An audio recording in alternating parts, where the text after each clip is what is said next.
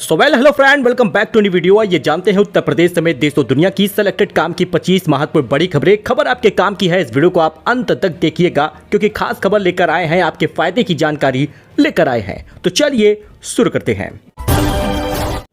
देखिए, बात कर ले पहले खबर की तो जयशंकर बोले ट्रंप की जीत से भारत चिंतित नहीं है। मोदी के ओबामा और बाइडेन से और डोनाल्ड ट्रंप से व्यक्तिगत संबंध है, इससे भारत को मदद मिलती है। विदेश मंत्री एस जयशंकर ने ट्रंप की जीत के बाद भारत और अमेरिकी रिश्तों को लेकर पहली बार प्रतिक्रिया दी है। उन्होंने रविवार को कहा कि ट्रंप की जीत से दुनिया के कई देश चिंतित हैं, लेकिन भारत ट्रंप के दोबारा राष्ट्रपति बनने से चिंतित नहीं है।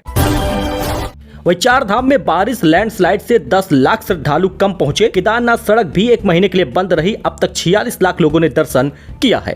सर्दियों के लिए उत्तराखंड के चार धामों में कपाट बंद होने लगे हैं। केदारनाथ, गंगोत्री, यमुनोत्री की यात्रा पूरी हो चुकी है। 17 नवंबर को बद्रीनाथ धाम के कपाट भी बंद होने के बात सामने आई है। यानी कि अब तक 46,74,000 यात्री चार धाम के दर्शन के लिए पहुंचे हैं। चार धाम के दर्शन करने वाले यात्रियों की संख्या इस साल 10 लाख से ज्यादा गिरावट देखी गई है। इसका कारण बताया जा रहा है कि बारिश, लैंडस्लाइड और सड़क का बंद होना। वहीं परिणीति चोपड़ा और राघव चड्ढा की काशी विजिट हुए, गंगा आरती में शामिल हुए, हाथ जोड़कर झूमते दिखे। विजिटर बुक में लिखा हर हर महादेव। बॉलीवुड की एक्ट्रेस परिणीति चोपड़ा और उनके सांसद पति राघव चड्ढा रविवार की शाम काशी के विश्व प्रसिद्ध दैनिक संध्या गंगा आरती में पहुंचे थे। यहाँ गंगा सेवा निधि द्वारा लगाई गई कुर्सी पर राघव के माता पिता बैठे तो संस्कारी बच्चों की तरह बेटे और बहू माता पिता के चरणों में जमीन पर बैठे थे। श्री विद्या मठ के बटुक भी मौजूद रहे। महाकुंभ में मुसलमानों की एंट्री पर विवाद लगातार हो रहा है। स्वामी नरेंद्रानंद बोले, मक्का में हिंदू नहीं जा सकते तो कुंभ उनको क्यों आने दिया जाए। प्रयागराज महाकुंभ में मुसलमानों की एंट्री पर पाबंदी का मामला गर्मा गया है। साधु संतों, बागेश्वर धाम के पीठाधीश्वर धीरेन्द्र शास्त्री और अन्य हिंदू संगठनों ने इस कुंभ मेले में मुस्लिमों की एंट्री पर रोक का समर्थन किया है। रविवार को काशी में संतों की बैठक भी हुई है। इसमें सुमेरु पीठाधीश्वर जगतगुरु शंकराचार्य स्वामी नरेंद्रानंद सरस्वती ने कहा, कुंभ शुद्ध सनातनियों का मेला है। जो सनातन धर्म नहीं मानता उन लोगों को कुंभ में प्रवेश नहीं देना चाहिए। अगर मक्का और मस्जिदों में हिंदुओं का प्रवेश नहीं है तो फिर सनातनियों के कुंभ में इन लोगों का प्रवेश नहीं होना चाहिए। एंट्री पर विवाद लगातार हो रहा है। वहीं जियाउर रहमान बर्क का भी एक बयान आया है। संभल के सांसद है, आज हिंदू समाज ऐसा कर रहा है, कल मुस्लिम समाज करेगा। मैं इसके खिलाफ हूँ। यह परंपरा गलत है। भाईचारा नहीं टूटना चाहिए। अगर सरकार फिक्रमंद है तो इन सब पर सख्ती से कदम उठाए। भारत में बैन होना चाहिए इस्कॉन, जगन्नाथपुरी से उठी मांग। गोवर्धन पीठ ने भी जताई है नाराजगी। जी हां, 9 नवंबर को इस्कॉन ने रथ यात्रा का आयोजन किया था। इस रथ यात्रा को लेकर इस्कॉन की आलोचना हो रही है। दरअसल पहले ही इस्कॉन ने ओडिशा सरकार और पुरी के गजपति महाराज को आश्वासन दिया था कि तय समय के अलावा रथ यात्रा का आयोजन नहीं किया जाएगा। अमेरिका के ह्यूस्टन में रथ यात्रा निकाली गई जिसमें भगवान जगन्नाथ के नंदी घोष विराजमान थे। इसे भगवान जगन्नाथ, बलभद्र और सुभद्रा की मूर्तियां नहीं रखी गई थी। इस्कॉन के फेस्टिवल ऑफ ब्लिस के दौरान ऐसा किया गया था। इसके बाद ओडिशा सरकार, श्रद्धालुओं ने भी इस कार्यक्रम की आलोचना की थी। कुल मिलाकर इसको बैन करने की मांग हो रही है। भारत से बैन हो जाए इस्कॉन। तो चैंपियन ट्रॉफी को लेकर बड़ी खबर आ रही है। भारत के फैसले के बाद पीसीबी परेशान है, पाकिस्तान क्रिकेट बोर्ड परेशान है। सरकार से शुरू की है बातचीत। भारत द्वारा चैंपियन ट्रॉफी के लिए पाकिस्तान जाने पर इच्छा न जताती हुई पीसीबी के अध्यक्ष मोहसिन नकवी ने भविष्य की कार्रवाई पर चर्चा करने के लिए वरिष्ठ सरकारी अधिकारियों के साथ बातचीत शुरू की है। आईसीसी चैंपियन ट्रॉफी 2025 को लेकर बीसीसीआई और पीसीबी के बीच तकरार जारी है। टीम इंडिया के इस मेगा इवेंट के लिए पाकिस्तान जाने से इनकार कर दिया है। वही पाकिस्तान भी टूर्नामेंट को अपनी सरजमी पर कराने के फैसले पर अड़ा है। पीसीबी चैंपियन ट्रॉफी को हाइब्रिड मॉडल के आधार पर कराने के पक्ष में नहीं है। तो किसानों की आय बढ़ाएगी गेहूं की नई प्रजाति, 125 दिन में फसल हो जाएगी तैयार। गेहूं की नई प्रजाति किसानों की आय बढ़ाएगी। कानपुर के वैज्ञानिकों ने गेहूं की नई प्रजाति विकसित की है। यह प्रजाति कम से कम 125 दिन में पककर तैयार हो जाएगी। बड़ी खबर है, ऊसर जमीन पर कम उत्पादन से परेशान किसानों के लिए अच्छी खबर। कानपुर के वैज्ञानिकों ने गेहूं की नई प्रजाति विकसित की है। यह न सिर्फ ज्यादा उत्पादन देगी बल्कि कीट व रोगों से भी नुकसान से सुरक्षित रहेगी। नई प्रजाति का नाम K2010 रखा गया है। यह लखनऊ, अलीगढ़, आगरा, प्रयागराज, कानपुर मंडल के किसानों के लिए लाभदायक साबित होगा। तो अगर आपकी केवाईसी नहीं हो पा रही फिर भी आपका आयुष्मान कार्ड बन जाएगा। बहुत सारे लोगों का अंगूठा नहीं लगता, लेकिन नया नियम जारी हो चुका है। आयुष्मान से फ्री इलाज पर बड़ा अपडेट आ गया है। केवाईसी के बिना भी बन सकेंगे कार्ड। राज्य में 70 साल से अधिक उम्र के नागरिकों के आयुष्मान कार्ड बनाने के विशेष अभियान चलाया जाएगा।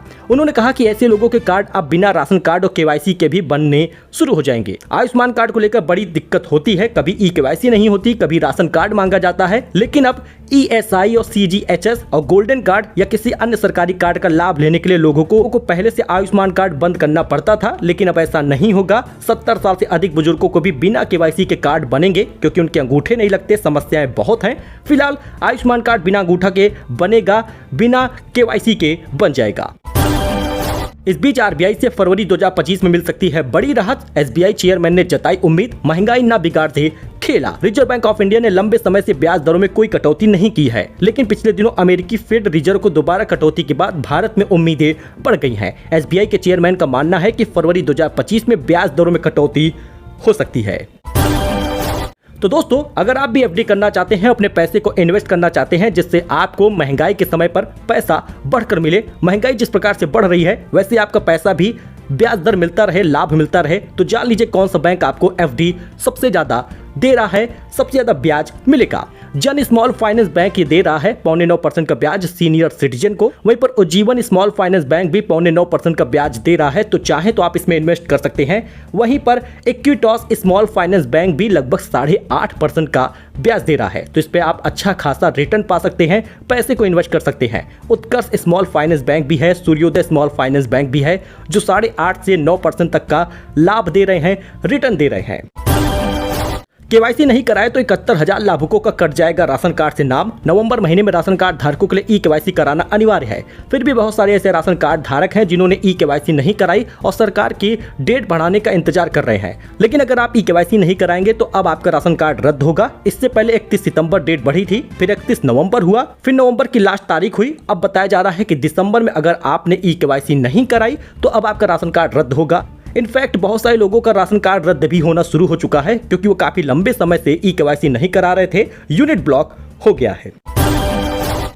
तो LPG सिलेंडर से हो रही है गैस की चोरी। अगर आपके घर पर भी डिलीवरी बॉय आता है गैस सिलेंडर देने तो थोड़ा सतर्क रहिएगा और तौल कर ही लीजिएगा। शहर और ग्रामीण क्षेत्रों में संचालित गैस एजेंसियों की ओर से घरेलू गैस सिलेंडर में घटतौली हुई है। बात सुल्तानपुर की है, समस्याएं सभी जिलों की है। हालांकि यह खेल काफी पुराना है। शनिवार को बाट माप विभाग की कार्रवाई के बाद उपभोक्ता चिंतित हैं। इसमें डिस्ट्रीब्यूटर से लेकर सप्लायर और एजेंसी संचालक और डिलीवरी बॉय तक शामिल है। घटतौली के मामलों को लेकर उपभोक्ताओं में जागरूकता की कमी देखी जा रही है। कोई भी घर पहुंचने वाली सिलेंडर की तौल नहीं करता। इसका फायदा गैस चोरी करने वाले उठा रहे हैं। सोना 355 रुपए गिरकर 77,027 रुपए पर आ गया है। चांदी 297 रुपए सस्ती हुई 90,833 पर पहुंच गई है। कैरेट के हिसाब से आप यहां पे गोल्ड सिल्वर का रेट देख सकते हैं। जी हां दोस्तों, सोना चांदी के दाम में गिरावट देखी गई है, लेकिन ये मामूली गिरावट हुई है। वही दोस्तों, जस्टिस संजीव खन्ना देश के 51वें चीफ जस्टिस बन चुके हैं। 6 महीने का कार्यकाल होगा। इस दौरान मैरिटल रेप समेत 5 बड़े फैसलों की 5 बड़े मामलों की सुनवाई करेंगे। जस्टिस संजीव खन्ना देश के 51वें चीफ जस्टिस बन गए हैं। राष्ट्रपति द्रौपदी मुर्मू ने उन्हें शपथ दिलाई है। इस बीच वो 5 बड़े मामलों की सुनवाई करेंगे। वही बड़ी खबर, 30 दिन के लिए जेल से बाहर आए आसाराम आयुर्वेदिक अस्पताल में इलाज कराएंगे। 11 साल में दूसरी बार पैरोल मिली है। रेप केस में आजीवन कारावास की सजा काट रहे आसाराम जेल से बाहर आ गए हैं। जोधपुर हाईकोर्ट ने 7 नवंबर को आसाराम को इलाज के लिए 30 दिन की पैरोल दी थी। वही राहुल गांधी ने I love you why not लिखी टी शर्ट पहनी। बोले वायनाड ने इतना स्नेह दिया है कि मैंने राजनीति में प्यार शब्द का इस्तेमाल शुरू किया है। कांग्रेस नेता राहुल गांधी ने सोमवार को केरल के वायनाड में अपनी बहन प्रियंका के लिए चुनावी रैली की। इस दौरान वे अपने ट्रेडमार्क सफेद टी शर्ट में नजर आए, जिसके पीछे आई लव वायनाड लिखा था। वह यूपी की पहली double decker bus, automatic gate, seat belt, लोग बोले मजा आ गया। वीडियो आप भी देख सकते हैं। लखनऊ की सड़कों पर जब डबल डेकर बस उतरी तो लोग देखते ही रह गए। पहले दिन रविवार को सफर करने, सेल्फी लेने और वीडियो बनाने वालों की भीड़ लग गई। यात्रियों ने कहा बस बहुत अच्छी है, इसमें सफर करना आरामदायक रहेगा।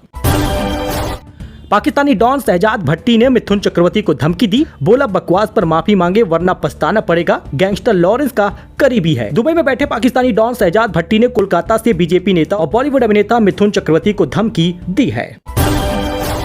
सुप्रीम कोर्ट बोला साल भर पटाखा बैन पर फैसला ले, कोई धर्म प्रदूषण फैलाने को बढ़ावा नहीं देता। दिल्ली सरकार को 25 नवंबर की डेडलाइन दी गई है। सुप्रीम कोर्ट ने सोमवार को दिल्ली सरकार से कहा दिल्ली में साल भर पटाखा बैन पर 25 नवंबर से पहले फैसला ले लिया जाए। दिल्ली सरकार के वकील ने कोर्ट के सामने कहा था कि हम पटाखा बैन को पूरे साल लागू करने का फैसला सभी संबंधित विभागों से सलाह के बाद लेंगे।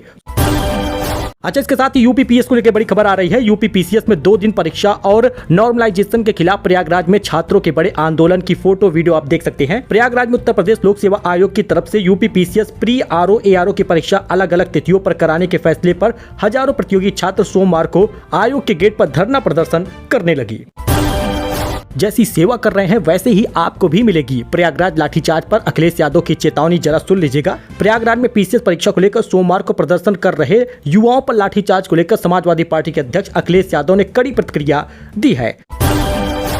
तो दोस्तों, इन 5 पीएसयू बैंक स्टॉक में तेजी आई है। एक्सपर्ट ने कहा है खरीद लो, 50% तक आ सकता है प्रॉफिट। जी हां, पिछले कुछ दिनों से बाजार में भारी गिरावट की दौर जारी है। इसके पीछे कई महत्वपूर्ण ग्लोबल इन्वेस्टमेंट और तिमाही रिजल्ट में कमजोरी देखी गई है। हालांकि बैंकिंग सेक्टर के स्टॉक में दूसरी तिमाही के नतीजे उम्मीद से ज्यादा बेहतर घोषित हुए हैं।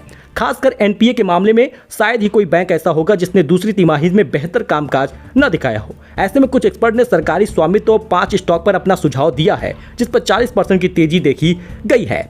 Union bank of India limited में भी पीएसयू स्टॉक में अच्छी खासी तेजी देखी गई है, तो आप चाहें तो इसमें इन्वेस्ट कर सकते हैं।